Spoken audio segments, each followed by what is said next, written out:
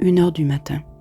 Je me suis rappelé d'une expression que l'on dit couramment d'une personne qui décède, qu'il a pris un billet d'aller sans retour. J'ai pris ce billet il y a plus de 16 ans. Vous allez dire, je ne suis pas morte. Au contraire, la personne que j'étais il y a près de 17 ans est morte à elle-même. J'ai effectivement pris un billet d'avion, un aller sans retour. Je pensais que je reviendrais, je pensais qu'on voudrait que je revienne, mais je suis morte sans m'en rendre compte. Dans cette vie, j'aurais vécu plusieurs vies en une seule. J'avais une identité à ma naissance que l'on a changée quelques années plus tard. J'avais une famille, des origines que l'on m'a cachées parce que j'étais le fruit d'une erreur, d'une faute.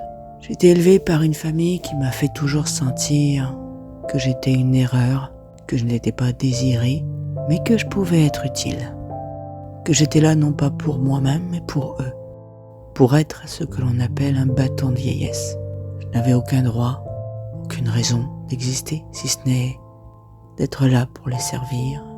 Le petit enfant que j'étais pensait qu'il était aimé.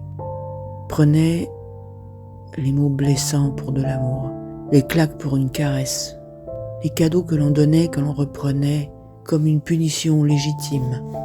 Un matin, tu quittes ta chambre pour aller à l'école et tu reviens, tu n'as plus de chambre. Tu n'as plus ta chambre, tu n'as plus tes objets, tu n'as plus ton lit, ton armoire.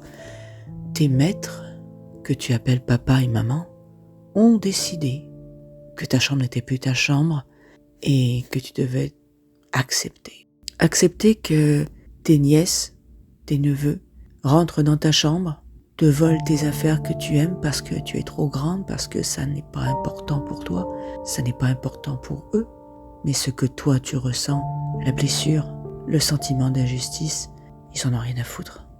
Ça n'est pas important pour eux ce que tu ressens, parce que tu n'existes pas. Tu n'aurais peut-être même jamais dû exister. 30 ans plus tard, tu apprendras que l'homme à qui tu dois la vie est d'origine marocaine, que pour lui aussi tu n'existes pas et que tu n'as pas à poser de questions. Tes questions sont tout simplement illégitimes à leurs yeux. Ta souffrance, ta douleur n'a aucun droit d'exister, tout comme toi. Tout ce que l'on te donne, on te le prête et du jour au lendemain, tu peux tout perdre. Rien ne t'appartient, même pas ton corps de petite fille. Tu n'es rien, tu ne vaux rien. 17 ans plus tard, de l'autre côté de l'océan, tu réalises que cela fait plusieurs mois, années, Noël, Nouvel An, anniversaire, que tu n'as aucun signe de vie de personne. Tu n'oses plus appeler de peur d'entendre une voix qui te rappelle de mauvais souvenirs. Tu as peur d'apprendre qu'ils sont décédés. Tu as peur d'apprendre qu'ils ne t'ont jamais aimé. Mais au fond de toi, tu le sais. Tu sais que tu n'étais qu'un moyen de rétribution salariale, un moyen de faire de l'argent, de payer leur maison, un moyen de donner un sens à leur existence, de se dire qu'ils étaient de bonnes personnes puisqu'ils ont élevé les enfants des autres. Des enfants qui leur doivent leur joie, leur sourire, comme leurs larmes, comme la peur dans le ventre, comme ces réveils en pleine nuit où on nous accusait d'être responsables de l'échec de leur propre existence, où l'on nous droguait de médicaments pour nous faire dormir afin de ne pas déranger. Nous n'avions juste aucun droit, nous étions simplement là. Et là, toute seule dans ma chambre, à un peu plus d'1h du matin, je repense à cette autre vie, comme si je me rappelais d'une ancienne réincarnation, d'une ancienne existence, qui a été moi, mais qui ne l'est plus.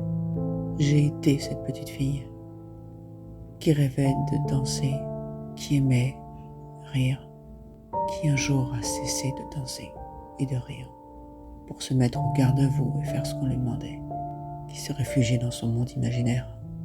J'ai changé de pays, changé de nom, changé de prénom. Et au fond de moi, il y a toujours un petit être qui se rappelle de toutes ces années en prison, qui recherche à tout cela une raison.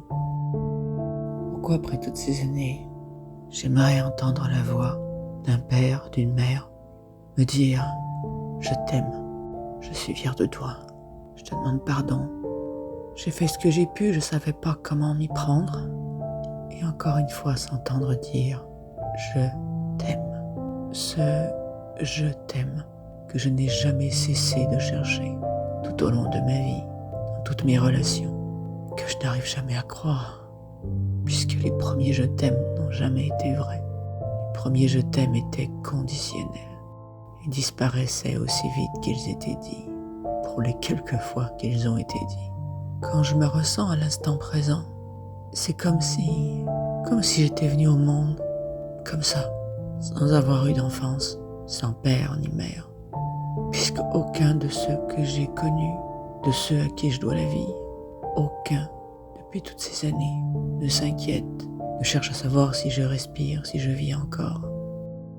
J'ai tellement fait d'efforts de mon côté, j'ai tellement tendu la main, j'ai tellement pardonné, essayé d'excuser, appelé, écrit, que maintenant je n'ai plus la force d'aller vers eux.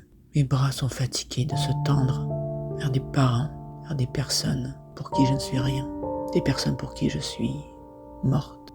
Le jour où j'ai choisi de me choisir, le jour où j'ai embarqué dans cet avion qui m'a emporté loin, de l'autre côté de l'océan. Je suis vivante, mais une partie de moi est morte. Et si je revenais en France un jour, est-ce que j'aurais la sensation d'être comme un fantôme, errant dans des lieux communs de son passé? Qu'est-ce que je reconnaîtrais? Est-ce qu'on me reconnaîtrait? Ou est-ce que j'ai tout rêvé? Est-ce que tout cela a réellement existé? Est-ce que la petite fille que j'ai été a réellement existé? Cette vie, cette existence. J'ai froid d'un seul coup. Je vais essayer de m'endormir. Sous le regard vigilant de mon petit papillon noir, je vais m'efforcer, essayer de dormir. Et qui sait, peut-être de rêver à une vie où je puisse me sentir aimé.